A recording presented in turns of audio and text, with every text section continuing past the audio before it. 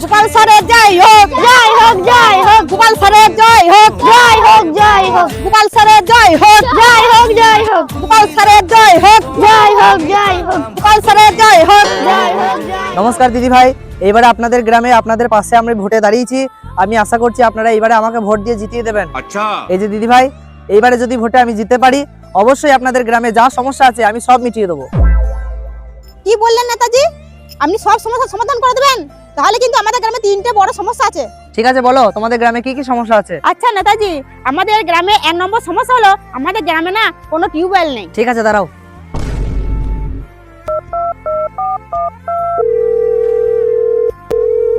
এই যে শুনুন, আজকে আমি এখানে এসেছি, আজকে দেখলাম কলের সমস্যা আছে।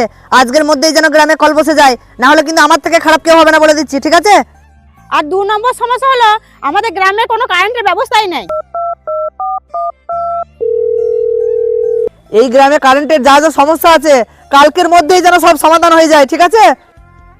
আচ্ছা দিদি, বলুন আপনার 3 নম্বর সমস্যা কি আছে? আমাদের গ্রামে 3 নম্বর সমস্যা হচ্ছে যে আমাদের গ্রামে ফোনের তো কোনো টাওয়ারই নেই। তাহলে আপনি ফোনটা করলেন কি করে?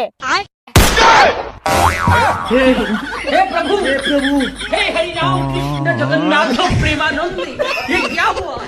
गलाव में पानी आ गया।